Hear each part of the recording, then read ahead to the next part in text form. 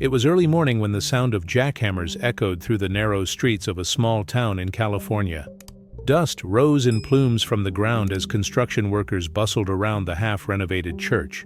Among them was a man in his early 40s, clad in a bright yellow vest and a white hard hat that bore the name Logan Martinez, lead engineer. He stood tall and confident, barking orders into a walkie-talkie as he oversaw every inch of the renovation project. The old stone church, a historic building with Gothic windows and crumbling towers, was undergoing a massive transformation.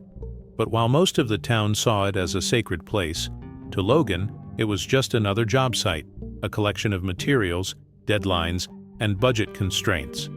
He didn't care much for religion and even less for the clergy. In his experience, priests were out of touch, overly opinionated, and notoriously difficult to work with. As Logan reviewed the architectural plans on his tablet, a man approached quietly. Dressed in modest black clerical attire, he had silvering hair, intelligent eyes, and a calm but commanding presence. Despite his simple clothes, there was something about him that demanded attention. "Good morning," the man said with a soft smile. "I hope I'm not interrupting anything." Logan didn't bother looking up from his tablet. "If you're here for the donation records, you'll need to talk to the front office.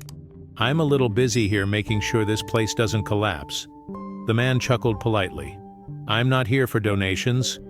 I just wanted to take a look at the progress. I have a deep personal connection to this church." Now Logan looked up, slightly annoyed. "Are you the local priest?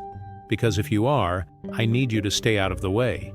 We've had issues with people coming in and trying to change things last minute.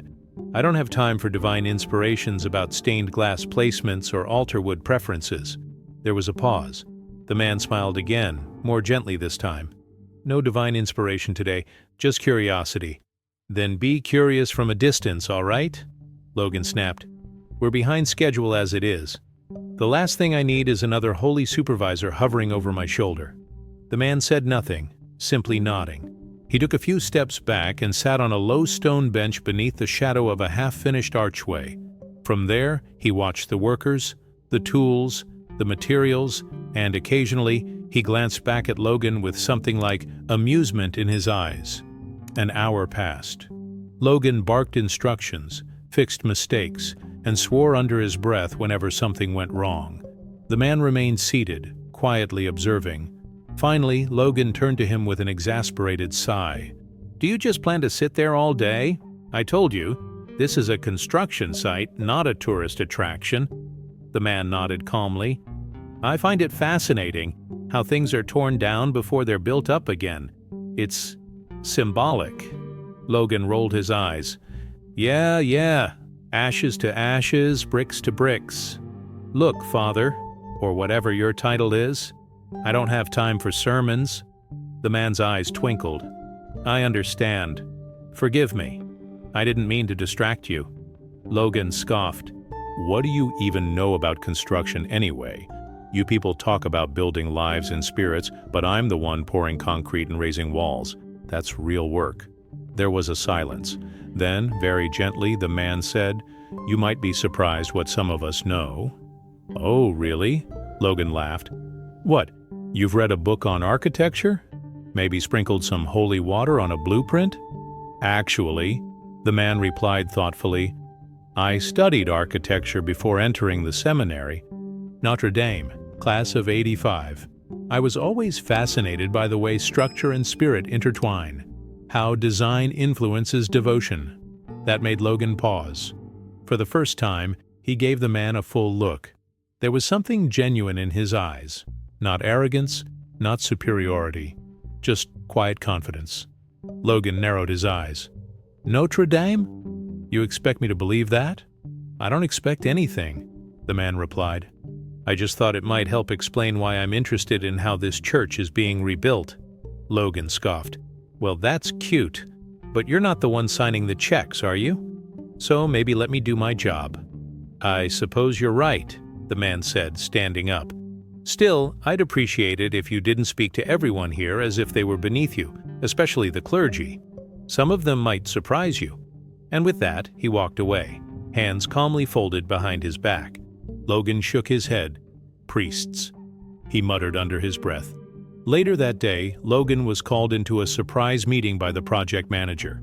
The client, he was told, had requested an on-site meeting to evaluate the progress and address concerns. Logan arrived at the makeshift meeting room inside the church's side hall, rolling his eyes and preparing his defense against whatever outdated preferences the priest might demand. But when he entered the room, his jaw nearly hit the floor. Sitting at the head of the table, flanked by two well-dressed advisors and holding a leather portfolio, was the same man he had dismissed that morning. Everyone in the room stood when he entered. Logan remained frozen. "Mr. Martinez," one of the advisors said, "this is Bishop Robert Barron. He's the owner and spiritual overseer of this project." The bishop smiled gently. "It's a pleasure to finally speak formally, Mr. Martinez." Logan's throat went dry. Bishop Robert Barron, the man he had mocked, belittled, and brushed off, was one of the most respected Catholic figures in the United States, a theologian, a scholar, a public speaker, and, apparently, the silent force behind the entire renovation of the church. Logan didn't know what to say. Bishop Barron gestured to the chair. "Please sit. We have much to discuss." Logan sat down slowly, the chair creaking beneath his weight as he adjusted himself, trying to keep his composure. His heart pounded in his chest, each beat louder than the last. He felt the room closing in around him as Bishop Barron opened the leather portfolio and laid out a series of blueprints and annotated notes. "I understand you've been doing commendable work, Mr. Martinez," Bishop Barron said calmly, his voice measured and precise. "The structural integrity analysis you requested last week was exactly what we needed to move forward with the south wing." Logan nodded stiffly. "Thank you, sir." The bishop leaned back slightly, his eyes scanning Logan's face with quiet intensity. "But I also understand there have been communication issues." Logan looked down, unable to meet his gaze. "I didn't realize who you were, Bishop. If I had known—" "That's precisely the point," the bishop interrupted, though his tone remained gentle. "Respect should not be contingent on titles. Whether I am a bishop, a priest, or a stranger in clerical clothes, I should not be spoken to with disdain." There was a heavy silence. Logan swallowed hard. "You're right. I acted unprofessionally. I apologize." Bishop Barron nodded, accepting the apology with a grace that made Logan feel even smaller. One of the advisors shifted in his seat, clearing his throat before moving on to logistics. They began discussing the next phases of construction, funding allocations, and timelines. Logan contributed, though his voice lacked its usual edge. He couldn't shake the feeling that he had embarrassed himself, not just in front of a client, but in front of a man who radiated quiet authority and genuine humility. After the meeting, as the others filed out, Bishop Barron remained seated. He motioned for Logan to sit with him again. "You know," the bishop began, folding his hands, "this church means a great deal to me, not just because of its architecture or its history, but because of the people it has served and will continue to serve." Logan looked up. "Is that why you're rebuilding it? Out of tradition?" "In part," the bishop said, "but more so out of hope. This place has been a sanctuary for the lonely, the grieving, the desperate. I want it to be even more than it was, a place where the broken find peace." Logan nodded. "Well, you've chosen a good team. We'll make sure it's solid." "I have no doubt," Bishop Barron said with a kind smile. "But I also hope it becomes a place where those building it find something too." The words hung in the air. Logan didn't respond. He wasn't sure how to. Later that evening, Logan stood outside the church, the setting sun casting a golden hue across the stone facade. The air was cooler now, and the sounds of construction had faded. Most of the workers had gone home. He walked the perimeter alone, studying the details of the site, but his mind wasn't on the measurements or the materials. It kept returning to the bishop. He remembered the look in his eyes when he'd said, "Respect should not be contingent on titles." And he thought about how he had barked at the man, mocked his supposed lack of knowledge, only to discover that Bishop Barron knew more about both architecture and leadership than anyone Logan had ever met. The next morning, Logan arrived earlier than usual. He stood in the nave, looking up at the rising beams that would one day support a new ceiling. He didn't notice the bishop approach until he heard footsteps behind him. "I wasn't sure you'd come back today," Bishop Barron said quietly. Logan turned. "It's my job." "Yes, but some people run when they're humbled." Logan smiled faintly. "Believe me, I thought about it." Bishop Barron chuckled. "And yet, here you are." "I've never been talked to like that before," Logan said honestly. "Not by a priest, not by anyone." "I didn't intend to humiliate you," the bishop replied. "Only to remind you that every person you meet carries a story, a purpose. Dismissal is easy. Reverence requires discipline." Logan nodded. Message received. They stood in silence for a moment, gazing at the skeleton of the church together. "I didn't always believe in this stuff," Logan admitted. "I grew up around churches, but I never felt anything. Just empty buildings." "Perhaps," Bishop Barron said, "you were looking at the walls instead of what was within them." Logan looked at him. "You really believe all of it? The miracles, the saints, the redemption?" "I believe in grace," the bishop said simply. "And grace shows itself in unlikely places, even on construction sites." Logan looked down, his throat tightening. "I've been angry most of my life," he said quietly. "At my father, at the system, at the world. Building things was the only way I could feel in control. And yet," Bishop Barron said, "even control can be its own kind of prison." Logan blinked.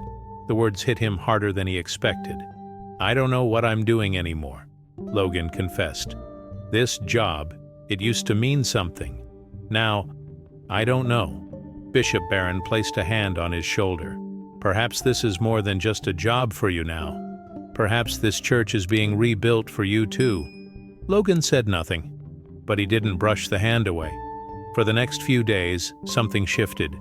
Logan was still in charge, still firm, still focused, but his tone softened. He started greeting the workers with more patience. He asked for input. He even took time to walk through the structure with Bishop Barron, discussing not just materials, but meaning. One day, while discussing the stained glass layout, Logan stopped mid-sentence. "I owe you more than an apology," he said. "I judged you. I thought you were just another priest, getting in my way. But you saw right through me." Bishop Barron smiled. "I didn't need to see through you. I only needed to see you." Logan looked away, emotions flickering in his expression. "Maybe this place really is sacred," he said. Bishop Barron nodded. "It always was, even when it was falling apart." The weeks passed quietly, almost reverently. The old church was beginning to look alive again. Where there had once been broken beams and cracked masonry, now stood carefully restored arches and intricately laid stone. The rose window, long shattered, was being remade by artisans under Logan's supervision, using colors approved by Bishop Barron himself. Logan, once the loudest and most commanding voice on site, had become more observant, more intentional. Though still respected by his crew for his knowledge and precision, they noticed the shift. He no longer barked orders but gave direction with a sense of purpose. It was as if something inside him had been realigned, like a structure that had been repaired from its foundations. One afternoon, while reviewing the blueprints for the chapel interior, Logan found himself alone with Bishop Barron once again. The afternoon sun filtered through the scaffolding, casting beams of golden light across the dusty floor. "You ever think," Logan asked, not looking up from the plans, "that we build these places just to feel like we're doing something holy?" Bishop Barron smiled faintly. "We build them because they remind us of the holy that already exists." "But what if someone doesn't feel it?" Logan asked. "What if after all this, after we finish the windows, the altar, the bells, they still walk in and feel nothing?" "Then we wait," the bishop said, folding his hands. "Because grace doesn't always arrive like thunder. Sometimes it comes quietly, like sunlight through scaffolding." Logan glanced at him, absorbing the words. "You really don't give up on people, do you?" "I can't afford to," Bishop Barron replied. "That's not my job. That's God's." There was a pause, long and contemplative. Logan finally chuckled under his breath. "You know, I keep trying to figure out how you do it. Stay so calm." so collected. "I've seen many storms," the bishop said. "After a while, you learn not to fear the rain." That night, Logan sat in his truck long after the day had ended.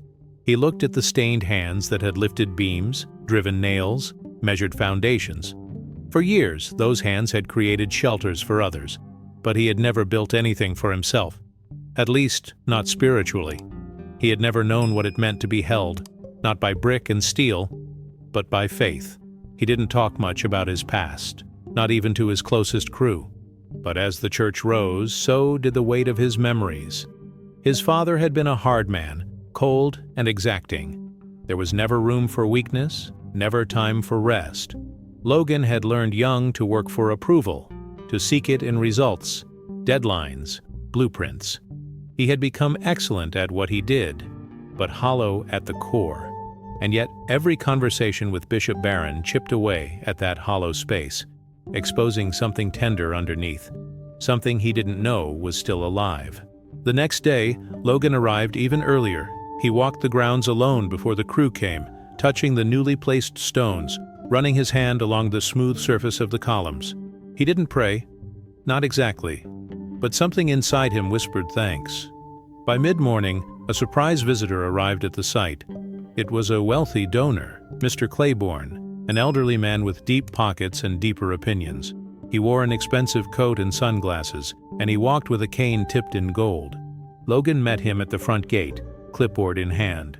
"I want to see the interior progress," Claiborne said without greeting. "Of course," Logan replied. "We're at 37% completion inside. The altar base is laid, and the south wing support beams are being replaced this week." "I don't care about numbers," Claiborne snapped. "I care about beauty, inspiration, not raw data." Logan held back a sigh. "Understood. Follow me." As they walked through the aisles, Claiborne picked apart everything: the curve of the arches, the placement of the pillars, even the choice of stained glass hues. "Too modern," he scoffed. "Where's the soul? This place should scream heaven, not whisper mediocrity." "I designed according to Bishop Barron's specifications," Logan said carefully. Claiborne turned sharply. "Bishop Barron is a scholar, not a builder. He speaks of beauty in theory. I live it. And I'm telling you now, this won't do." Just then, Bishop Barron appeared at the back of the nave, having heard the conversation from the hallway. He walked calmly toward them, hands behind his back. "Mr. Claiborne," he greeted warmly. "A pleasure to see you." Claiborne didn't respond with warmth. "Bishop, I was just informing your contractor that the design lacks divine grandeur." Bishop Barron smiled gently. "And I appreciate your honesty. But beauty is not always in the grandeur. Sometimes it's in the quiet reverence of restraint." Claiborne scoffed. "Easy for you to say. You're not signing the checks." The bishop paused, then offered a kind smile. "Actually, I am. Every penny of this renovation, aside from donations, has come from my own foundation." Claiborne froze.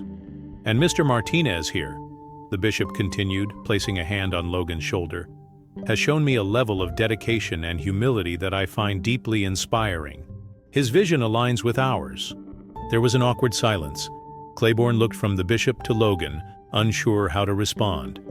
"Of course," he muttered finally. "If that's your decision." "It is," the bishop said softly, "but your support is always welcome, especially when it's given in the spirit of grace, not control." Claiborne turned and left without another word. After he was gone, Logan turned to the bishop. "You didn't have to do that." Bishop Barron looked at him. "Yes, I did." Logan's throat tightened again. "Thanks." The bishop nodded. "Let's finish this together." The air inside the church began to change, as if the structure itself were responding to the shift in energy. Where once the atmosphere had been filled with tension and hurried construction noise, now it held a strange peace, a quiet reverence that couldn't be explained by architecture alone.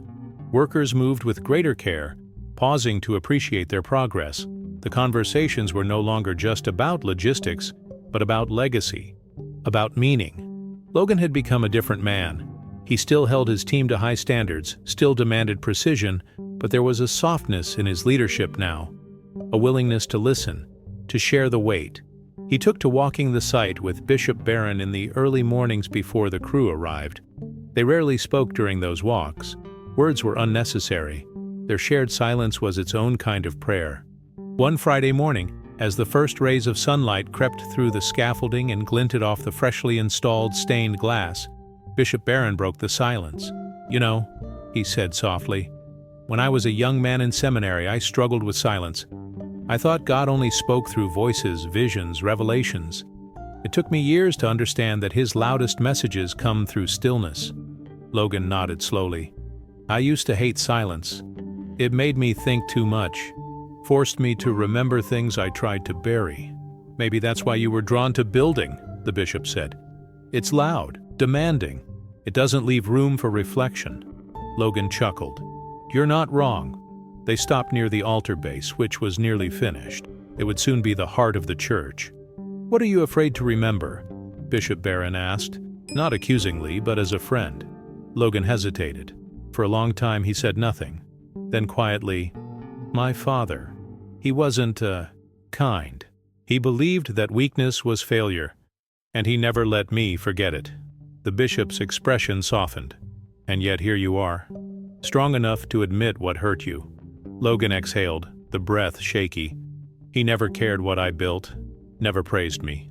Even when I built my own house from the ground up, he just said the roof was too low." "He was wrong," the bishop said gently. "You were never too low. You were just waiting to rise." The words hit something deep inside Logan. He looked away quickly, blinking against the emotion building in his chest.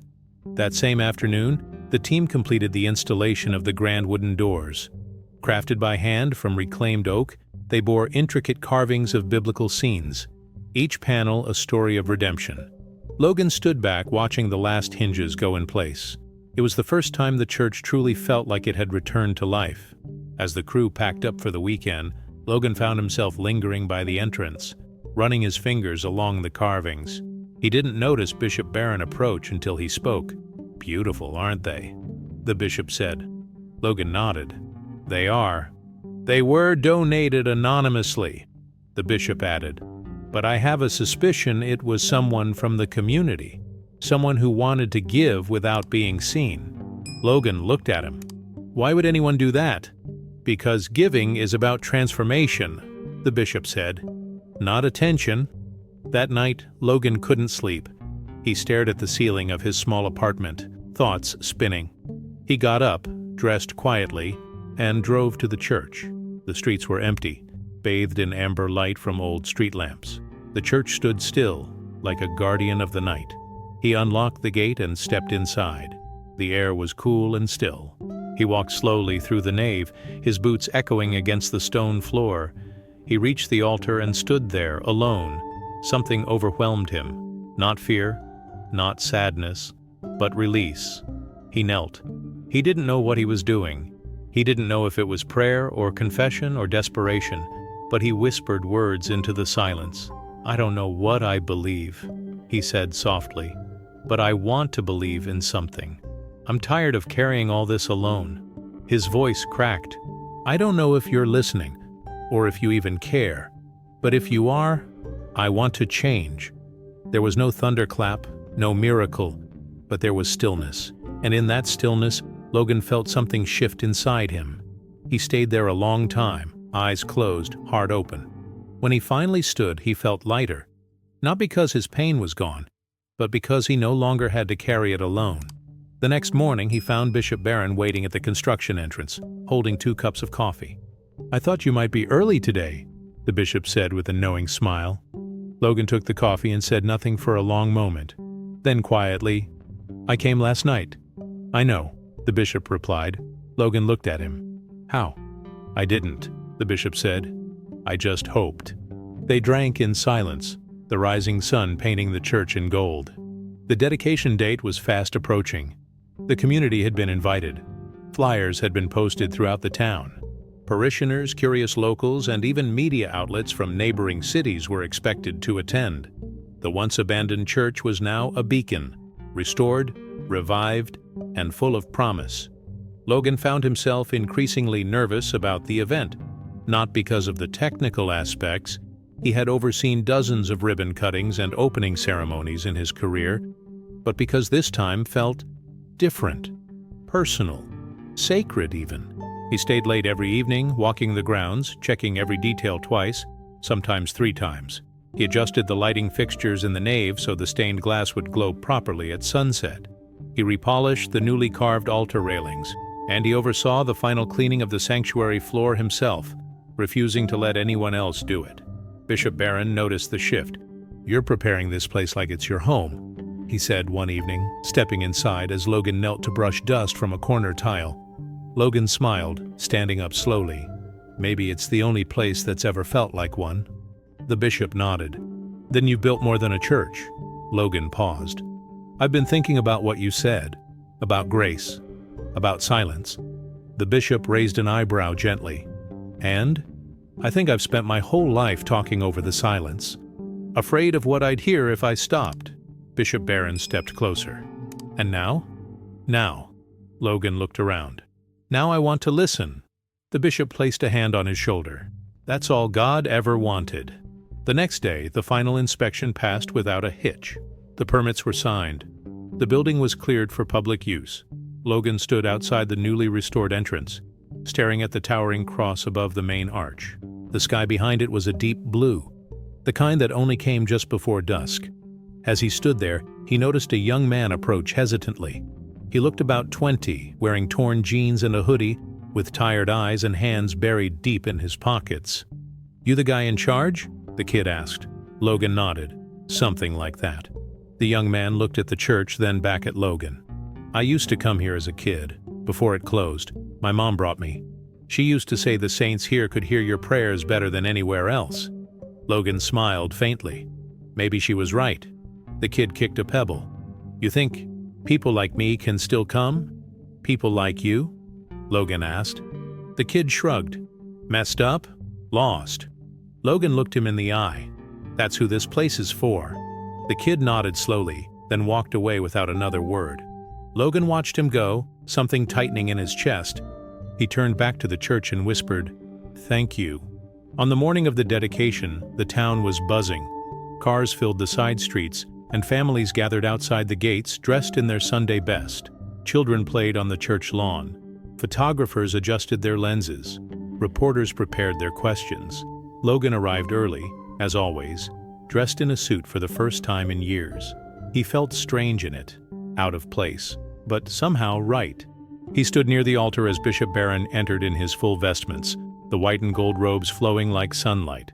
"You clean up well," the bishop said with a warm smile. "So do you," Logan replied. "Didn't know you had a cape." "It's called a chasuble," the bishop laughed. "But cape works too." They stood together in the aisle, looking out at the rows of pews ready to be filled. "Ready?" the bishop asked. Logan hesitated. "I think so." "No," the bishop said. "You are." Soon the church filled. Music began. The choir sang with a depth that vibrated the very walls. People cried, laughed, and prayed as the service unfolded. Bishop Barron gave a homily that struck to the heart of the congregation, about rebuilding not just churches, but souls, about how every stone laid was a symbol of hope, of how one man, even unknowingly, can build a doorway to grace for others. Logan sat near the front, eyes fixed on the bishop, emotions swirling. When the ceremony ended, people swarmed the altar to shake hands, take pictures, offer thanks, and many sought out Logan. "You did beautiful work," one elderly woman said, holding his hand with trembling fingers. "God must have guided your hands," whispered another. Logan nodded politely, smiling, but he could barely speak. He wasn't used to being thanked, especially not like this. Later that evening, after the crowd had gone and the lights were dimmed, Logan sat alone in the first pew. The building was quiet again, filled only with the soft echo of wind brushing the stained glass windows. Bishop Barron entered quietly and sat beside him. "You all right?" he asked. Logan nodded. "Yeah, just taking it all in." The bishop was silent for a moment. Then he asked, "Do you remember the first thing you said to me here?" Logan laughed under his breath. "Yeah, something like, 'Get out of my way, priest.'" "More or less," the bishop grinned. "And now look at you." Logan turned to him. Thank you for not walking away, for not calling me out in front of everyone, for you seeing more in me than I saw." Bishop Barron looked ahead, eyes on the altar. "That's not me. That's grace. It always sees more. It sees what could be." Logan exhaled deeply, a sense of peace washing over him. "I think I finally understand," he said. The bishop smiled. "Then our work here is just beginning." The next morning felt like the first day of something new. Logan arrived at the church before sunrise. The air was crisp, and the morning dew clung to the grass like a blessing. He unlocked the front doors and walked through the sanctuary in silence. The wood creaked softly beneath his feet. The stained glass painted colors across the floor as the sun slowly began to rise. He paused at the altar and looked up toward the towering crucifix now illuminated by the early light. Something inside him stirred. Not emotion this time, but presence, as though he wasn't alone, as though the church was listening. A few minutes later he heard footsteps behind him. Bishop Barron entered, holding a worn leather Bible and a cup of coffee. "Didn't expect to find you here already," the bishop said, smiling. Logan shrugged. "Didn't sleep much. Figured I'd come and be here for a bit." "You're not just here," the bishop said gently. "You belong here." The words settled in the space between them. Logan looked down, almost embarrassed by how deeply it moved him. "You ever think about doing this full-time?" the bishop asked suddenly.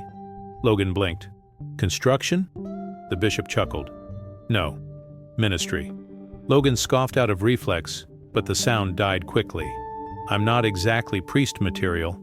"Neither was Peter," the bishop said. "And yet the church was built on him." Logan looked away, trying to suppress a sudden wave of emotion. "I wouldn't even know where to start." "You've already started," Bishop Barron said, "with humility, with service, with listening. That's more than most." They stood in silence for a few more moments. Then Logan asked, "You think God really calls people like me?" "I think God especially calls people like you," the bishop said. "People who've been wounded, people who've built walls to protect themselves, people who are learning to tear those walls down." Logan didn't respond right away. He walked slowly to the pew where he had sat alone the night before. He rested his hands on the wood, staring at the intricate carvings. "I've spent my whole life building things," he said softly, "but this is the first time I've ever wanted to build myself." Bishop Barron nodded. "Then let's build together." Over the next few weeks, Logan remained involved at the church, not just in overseeing post-dedication maintenance or addressing minor issues, but in something deeper. He began attending services, not just sitting in the back, but participating. He volunteered to help with repairs for other churches in the area, using his skills to restore places that had been forgotten. He even started mentoring some of the younger workers on his team, not just about construction, but about life. One evening, after a long day helping at a nearby parish, he sat with Bishop Barron over dinner in the rectory. "I keep thinking about that day," Logan said between bites. "When I first met you, how I treated you." The bishop smiled gently. "I think about it too, but not with judgment, with gratitude." "Gratitude?" "If you hadn't reacted the way you did," the bishop said, "we never would have had those conversations. You never would have been cracked open." Logan laughed softly. "You make it sound like I'm a broken egg." "You were," the bishop said, sipping his tea. "But only broken things can be made whole." They sat in silence for a while, the kind of silence that felt safe and full. "Do you think people can really change?" Logan asked. The bishop set down his cup. "I think people are made to change. Transformation is built into us. Every season, every breath, every heartbeat is proof that we're not meant to stay the same." Logan leaned back, exhaling. "Then maybe I've got a shot." "You have more than a shot," the bishop said. "You have a calling." It was a phrase Logan had heard before, but never like this. Never in a way that made his chest feel like it might crack open again. Not from pain, but from awe. A few nights later, Logan found himself alone in his apartment, staring at his old bookshelf.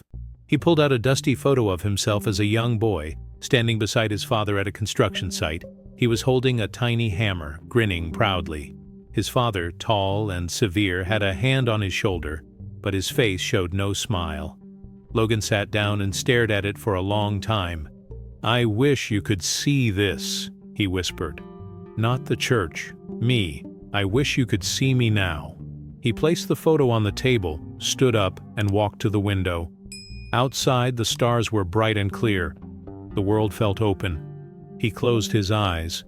"Thank you," he whispered, "for breaking me open." The next morning, he met Bishop Barron at the church again. They walked the nave side by side, not saying much. At one point, Logan stopped and asked, "You still think I could be more than a builder?"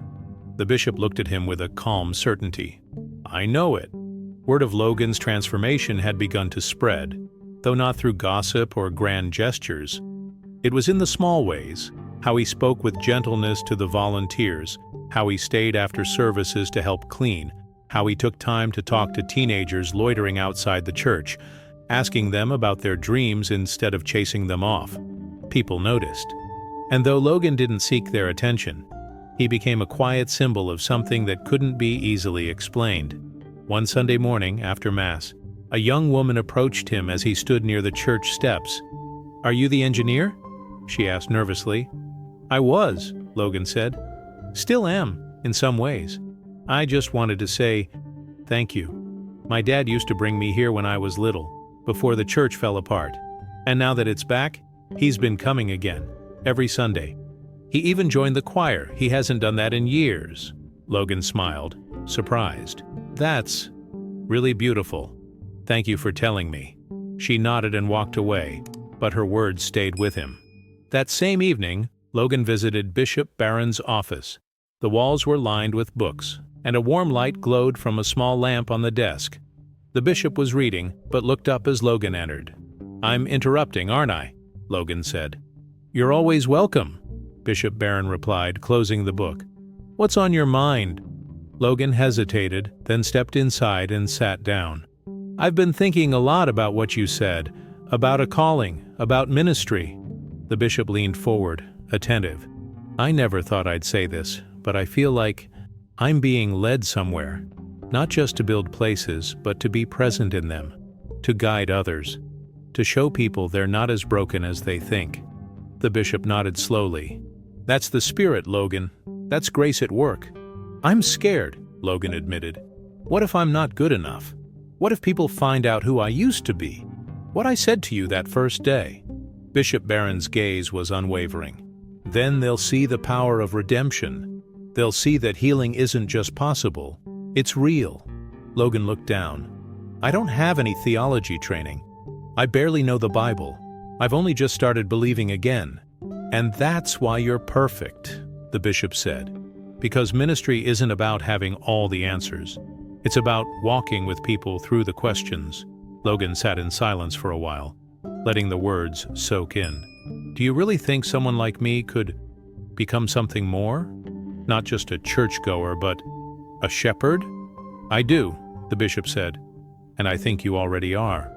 In the weeks that followed, Logan began attending evening classes at a nearby seminary extension. He kept his construction job during the day, managing smaller projects around town. But his heart was being slowly pulled into something deeper. The shift wasn't sudden, but steady, like the rising of the tide. He began reading scripture at Mass. He joined a men's group to study the Gospels. He even gave a short testimony one Sunday about what the church restoration had done to him, not just as an engineer, but as a man. There wasn't a dry eye in the building. After the service, a man in his 60s came up and hugged Logan without a word. When he finally pulled back, he said, "I hadn't been to church in 20 years, until I heard you speak. You made it feel possible again." Logan nodded, overwhelmed. One afternoon, while helping a group of volunteers clean out the basement storage rooms, Logan found an old box labeled Original Blueprints. Being curious, he opened it, and there, among yellowed papers and dusty sketches, was a single page with a child's handwriting. It was a drawing of the church, with stick figures standing inside it, hands raised.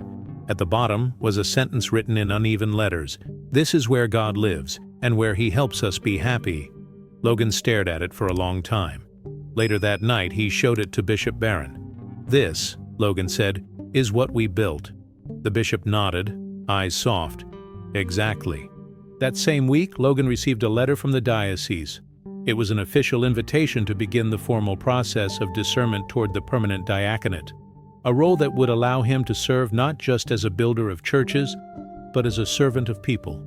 He held the letter in his hands for a long time, tears threatening to fall. He thought about his father, about the silence, about the anger, and then he thought about the bishop, the patience, the quiet challenge, the grace. He folded the letter and placed it inside his jacket. He knew what he had to do. The next morning he stood before the altar alone once again. The church was empty. The sun was rising behind him.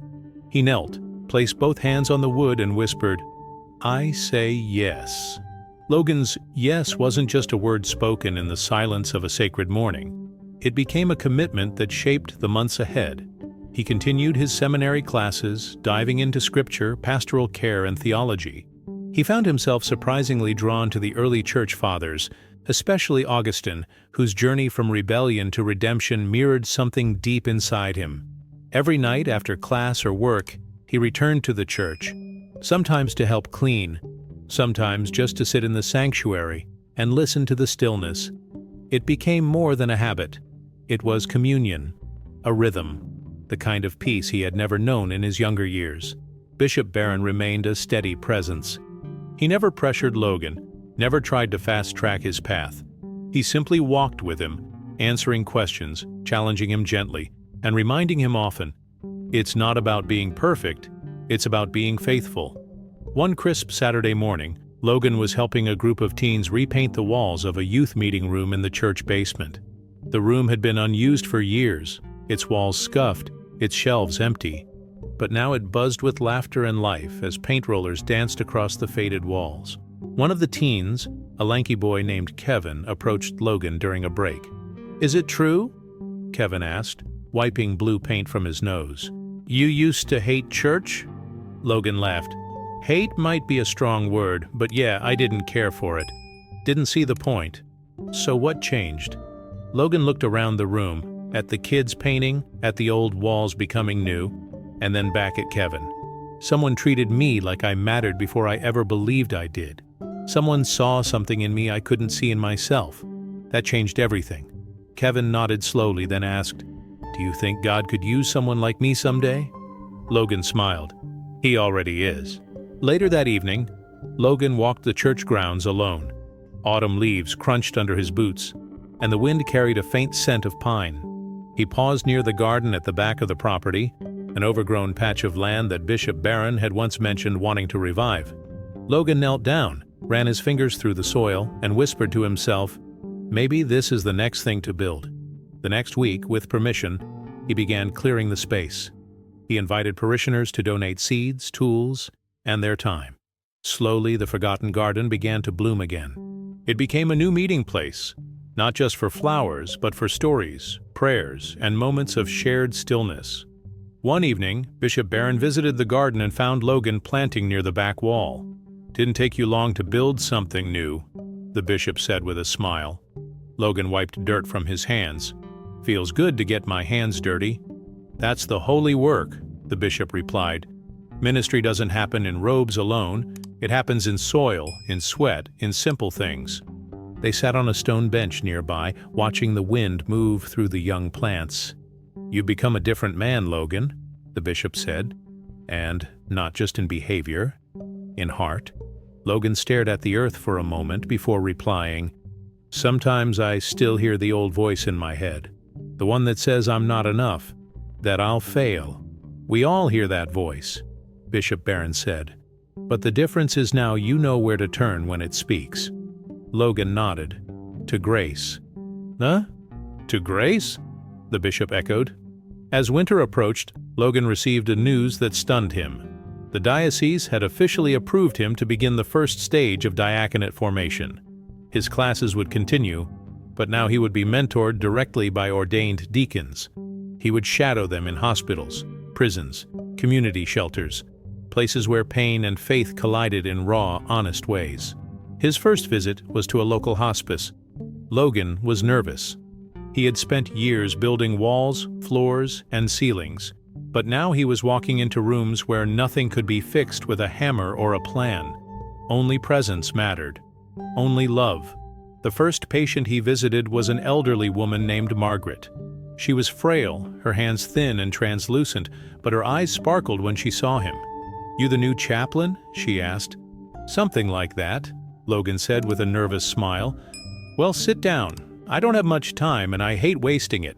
He sat, unsure what to say. "Do you believe in heaven?" she asked bluntly. "I do," Logan said honestly. "Then tell me about it," she said. "Not what the books say, what you think." Logan looked at her, then at the small window where the light broke through in soft lines.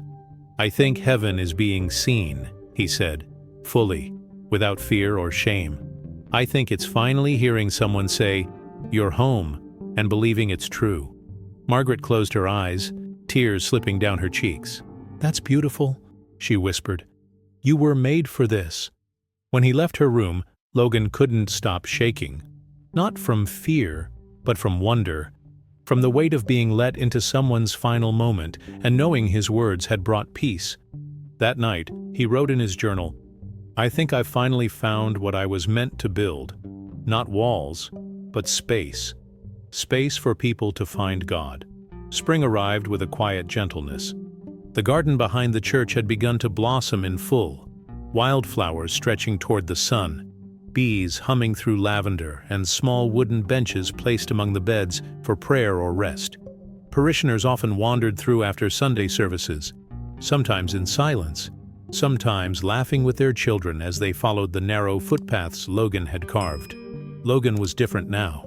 The transformation wasn't loud or dramatic. It was steady and visible in everything he did. He still wore his tool belt on weekdays, still drove his old truck, still got his hands dirty. But he also carried a small leather-bound Bible with him everywhere, tucked into the side pocket of his jacket. He still cursed under his breath when a screw didn't fit, but now he would pause, smile, and add a quiet, "Sorry, Lord," with a shake of the head. Bishop Barron had been watching from a distance, as he often did, never hovering, never rushing, always guiding when asked. One day, after Mass, the bishop invited Logan to walk with him down the hill behind the church. It was a familiar path, one they had taken many times before. "Do you feel ready?" the bishop asked gently, not turning to look at him. Logan took a breath. "I don't know if anyone ever feels ready to carry people's pain, but I'm not afraid of it anymore." "That's a good start," Bishop Barron said, "because it's not about having the answers. It's about standing with people when the questions come." Logan nodded slowly.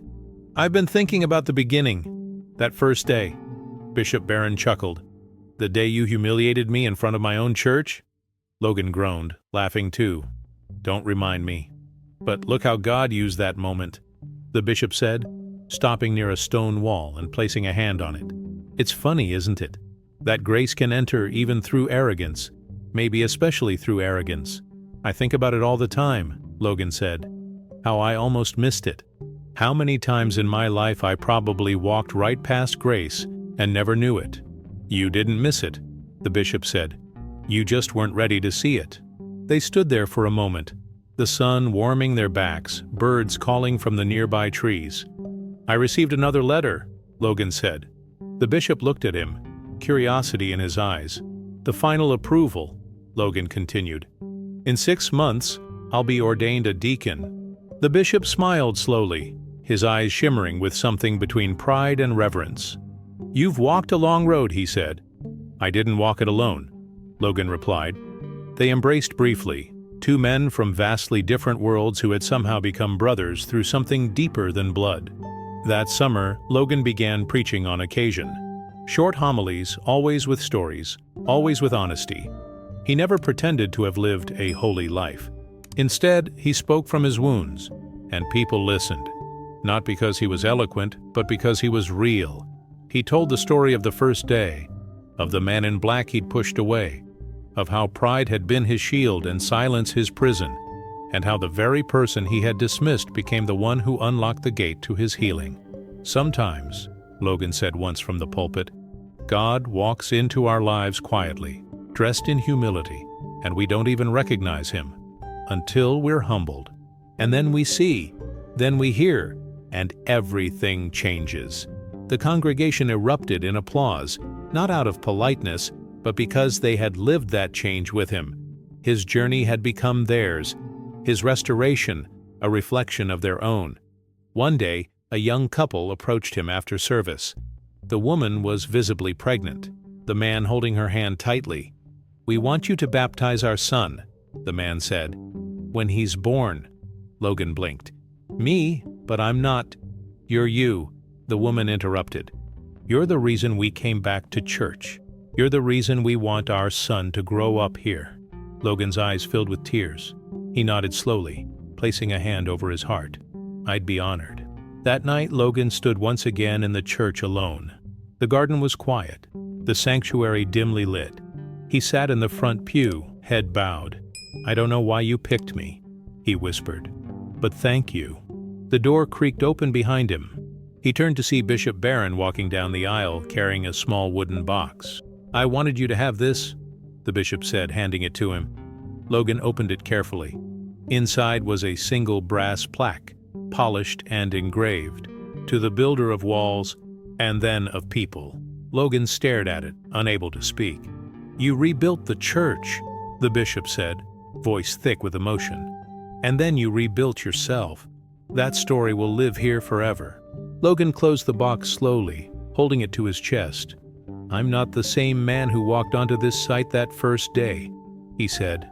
"No," Bishop Barron agreed. "You're better."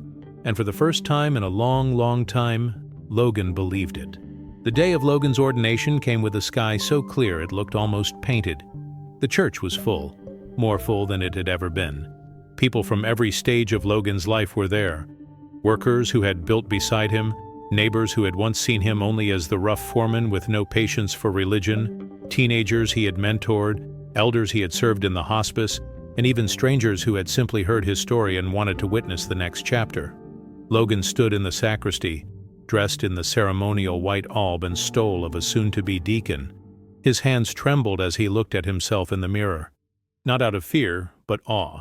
The reflection looking back wasn't the man who had once barked at a bishop or mocked the sacred. It was a man who had been reshaped by mercy. There was a knock at the door. Bishop Barron stepped in, smiling as he adjusted his own vestments. "Ready?" he asked. Logan turned to him, his voice thick. "I don't think I'll ever be ready, but I'm willing." That's all God ever needed. They walked together down the aisle as the organ music swelled. The entire congregation stood, faces turned toward them full of hope, of tears, of gratitude. But Logan's eyes stayed forward, locked on the altar. The same altar he had once touched with dusty hands, wondering if grace was real. Now he was walking toward it, not as a builder of buildings, but as a builder of hearts. The ceremony was beautiful, sacred. The bishop laid hands on Logan, speaking the ancient words of ordination with a voice that carried the weight of centuries. Logan knelt, bowed, and wept, not with sorrow, but with a joy so deep it touched places that had long been numb. When he rose, the applause that erupted was thunderous. But Logan didn't raise his hands. He didn't bow. He simply stood with tears on his face and peace in his soul. Afterward, the celebration moved to the garden. Tables had been set up, covered in white cloth and lined with flowers. Children ran between rows of lavender. Music played softly from a small speaker. People laughed, hugged, and shared memories. And at the center of it all was Logan, smiling, laughing, listening. At one point, a young man approached him. He looked nervous, his hands stuffed into his pockets. "You probably don't remember me," he said. "But I was here the day you snapped at the bishop. I was helping unload supplies." Logan smiled, wincing slightly. "I remember. Not my best moment. I just wanted to say, seeing how far you've come, it gives me hope. I've got my own stuff, anger, mistakes. But if you can turn it around, maybe I can too." Logan placed a hand on the young man's shoulder. "You already are. And if you ever need someone to walk that road with you, I'm here." The man nodded, eyes glistening, and walked away. As the evening sun began to set, casting golden light across the garden, Logan found himself sitting on the same stone bench he and Bishop Barron had visited so many times before. And then, just like the very first day, the bishop appeared quietly at his side. "You know," Bishop Barron said, I've never told you why I came to the site that morning, the day you yelled at me." Logan turned to him, curious. "You haven't." The bishop smiled. "I'd heard about you from the project manager. He said you were efficient, brilliant, but rough, difficult. I wanted to see for myself." Logan laughed. "Guess I proved him right." "You proved him wrong," the bishop said. "Because what I saw wasn't arrogance. It was pain, covered in pride. I saw a man who desperately wanted to believe there was something more. He just didn't know how to ask." Logan looked down. "I'm still learning how." "We all are," the bishop said. "But you, Logan, you've become a living sermon. One people can touch, one people can believe in." There was a long silence. Then Logan said, "I think the greatest thing you ever built was me." Bishop Barron looked at him, eyes warm. "No, you built yourself. I just gave you the space to believe it was possible." They sat in silence for a while longer, watching the garden sway in the evening breeze. Finally, Logan stood. "I should go. There are still people I haven't greeted." "Go," the bishop said. "But remember this, grace didn't just find you. It called you by name." Logan nodded, then stepped away into the crowd, where smiles and stories waited. And as the sun dipped behind the bell tower, casting a warm glow on the stained glass windows that Logan had once seen only as glass and color, now bathed in light, they told a different story, a story of transformation, of redemption, of a man who once humiliated a bishop, only to discover that the true shame was never allowing himself to be seen, until grace shattered his walls and helped him build again, this time from the inside out. And if you made it this far, it means you felt something. Maybe it was a whisper, a pause, a stirring deep inside your soul. Maybe, like Logan, you've built walls around your heart. Maybe you've been carrying pain that no one sees. Or maybe you've walked past grace 100 times without ever recognizing it. But now, maybe you're ready to stop running. Maybe you're ready to believe that transformation is possible, not just in buildings or stained glass windows, but in people, in you. Because this story isn't just about an engineer or a bishop, it's about us. It's about the moments we've rejected help because we were afraid, the days we silenced our hearts because vulnerability felt too risky, the times we thought we were unworthy of love, of purpose, of being truly seen. But grace doesn't look for perfection, it looks for openness. And when it finds even a crack in the wall, it floods in like sunlight. So if something in this story touched you, don't let it stay a feeling. Let it become a decision. Call someone you've shut out. Forgive someone you've held bitterness toward. Or maybe, forgive yourself. Walk into that church, that place you've avoided. Sit in the silence. You don't need to say the perfect prayer. Just show up. That's where grace begins. And if you're someone who's already walking with God, let Logan's story remind you, no one is too far gone. No one is beyond redemption. Sometimes the most resistant hearts become the strongest lights. All they need is someone who believes in them enough to stay. So thank you for watching. Thank you for feeling. And thank you for believing, even if just for a moment, that the broken can be made whole. If this story moved you, don't keep it to yourself. Share it. Let someone else know that grace is still alive, that mercy is still at work, that stories like this, stories of second chances, of real change, are not just fiction, they are possible. And finally, remember this, no matter who you are, no matter where you've been, God isn't finished with you yet. He's just getting started.